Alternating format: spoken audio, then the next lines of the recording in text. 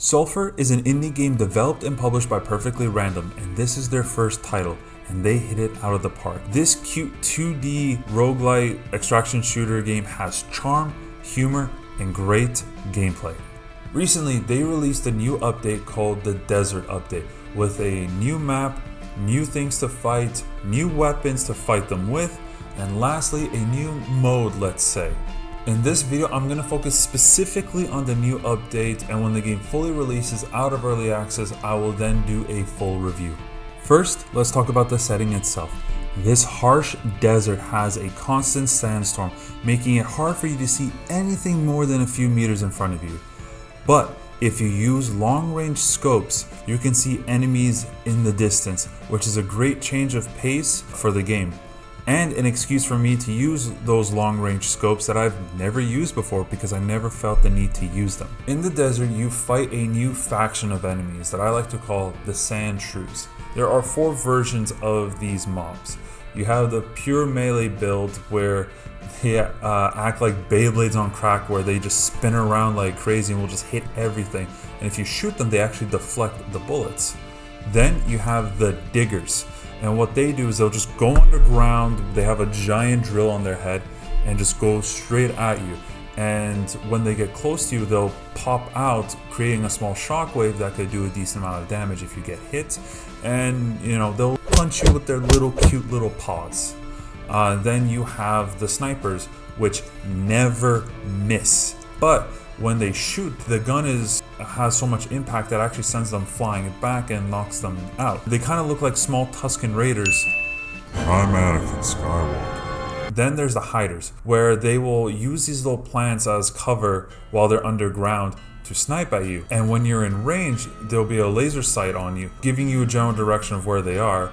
And when you go to them, they'll most likely be underground. When you hit the plant, they'll come up, and then they'll start fighting you with, I think, either an SMG or a pistol. Just like in this game, one-on-one, these mobs are not that difficult. However, when you are surrounded by these things, all hell breaks loose and you're just panicking like crazy. And also, one cool thing about these guys is that sometimes they're not already on the ground. They're actually being brought in by a giant, what looks like to be a dragon. And that dragon kind of gives me PTSD from a boss fight from Expedition 33 near the end of the game. If you know, you know. They also added this new mode into the game where you get to finally use the crypt key. Now, before this update, I want to be honest with you guys. I never got a single crypt key. But since this update has been live, I have gotten 4 of them. 1 in the middle of the new boss fight and 3 in the rest of the world. Now, they may have upped the drop rates in this specific map or in general, but since you need them now, it's a welcoming change. So this key now opens a small dungeon where you're given a task to complete. I've done it twice now, but I've only succeeded once. Once you're given this task and you complete it, you are rewarded with a trinket. I've always thought the drop rate of these trinkets were very low, but I'm happy that there's a place to farm them now. And they have added 10 new very unique trinkets to the game, and I cannot wait till I collect them all. In this biome, they also added a new merchant who doesn't seem to sell anything unique, but there might be hidden dialogue in the game that allows you to unlock a hidden inventory, just like the frog merchant from the fortress, but I haven't found that out yet. But he's very cool looking. I love the voice that they use for him. But speaking of merchants, they kind of changed the voice for the enchantress, which threw me off a little bit. I don't know why they did it, but they did it. Lastly, for the biome is the new boss, and this guy is a handful. Unlike the tree boss that was kind of dull, this boss is not what I expected.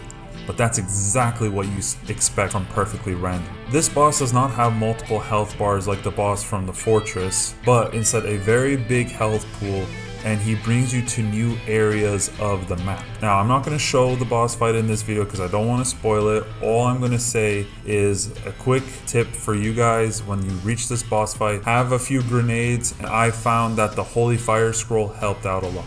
That's all I'm going to say for that. They also added 3 new weapons to the game. A DMR that's 5.56, a shotgun and a 9mm SMG. The DMR is not too bad, but I still prefer the Death Star for the same caliber, mostly for that funny reload animation where you just grab a bunch of bullets and just ram it into it. This new shotgun is my favorite shotgun in the game. It's automatic, it's fun to use, and I just love the design. Now, the 9mm SMG is okay, nothing too special about it, but just like in this game, any gun that doesn't seem that good out of the box, you can enchant it with cool scrolls and oils to make it into a powerhouse. And they all have this cool unique feature where when you get them, they're like in a small box and they don't take up that much space in your inventory, but when you put it in your hands, the priest will expand it to make it look like a real gun, and it's just a really cool feature. In this update, they also patched one thing that has been driving me crazy in this game since they added the new melee weapons, which is the stun feature. Every time I would hit somebody before this update and I would stun them, they will still complete their actions, they will still attack me, and I found it completely useless. Now it seems that they stop what they're doing and they will actually be stunned, which is a nice change for the game.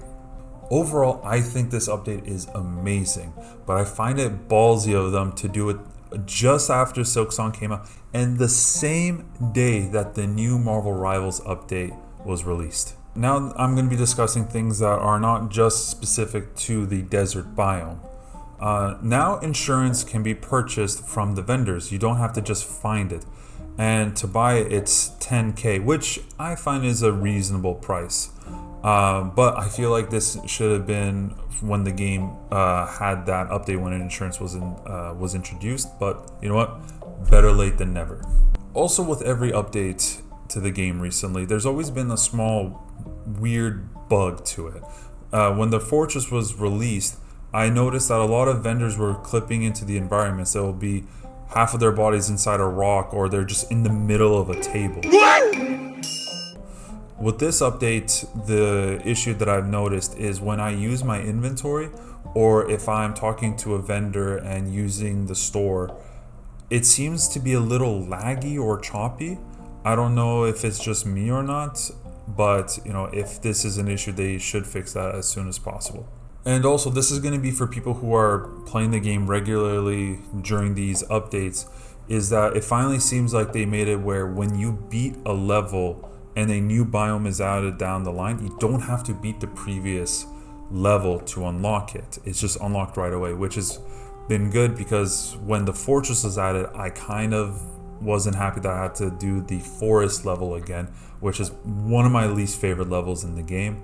But now I could just go to the newest one. We are one step closer to this game coming out of early access, so here are some improvements that I want them to work on to make this game even better when it comes out. The story to me still feels disjointed. There's no real connection between the areas. When you beat certain bosses, they'll just break the walls and boom, you have the pathway to the new area.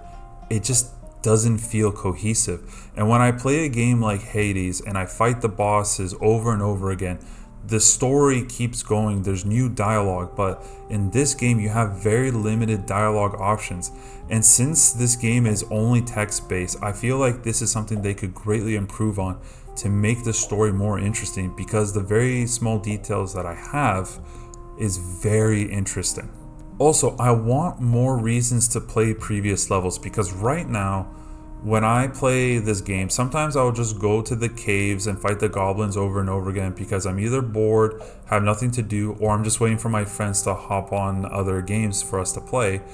But if I want to actually make money, get food and other resources, I play specifically the fortress, because the money drops in that level is ridiculous.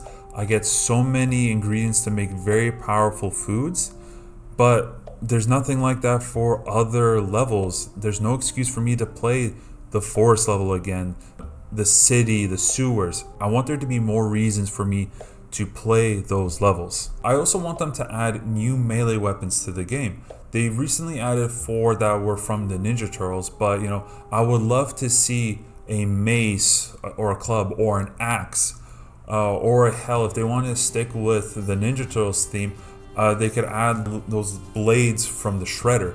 That would be really cool. Also, I want them to fix this glitch, and I talked to my friends and I seem to be the only one that's having this issue, where when I try and move weapons from different inventories, if the weapon isn't specifically the orientation that is in that space, but the weapon could fit, I will sometimes drop that weapon, which in itself is not that big of an issue, but I've had it happen so many times where when I drop that weapon, it will go inside a chest or inside a rock, and I could see it, but I just can't pick it up. And it always happens to weapons that I really like, and it's been haunting me since this game came out.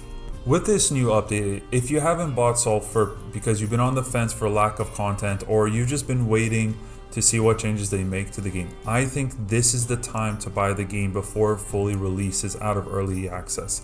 Every level is so unique. Each boss has very unique playstyle, and each level's music is such a beat. It's not the level of Golden or Soda Pop, but you know what?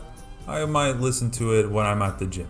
Sulfur post Desert update is a very strong 8 out of 10. And I cannot wait for the new updates to be added. And I also cannot wait for them to finally add multiplayer when they reach their stretch goals. Because I would love to play this game with some friends, and if I could even customize the look of the priest, oh, I am so ready.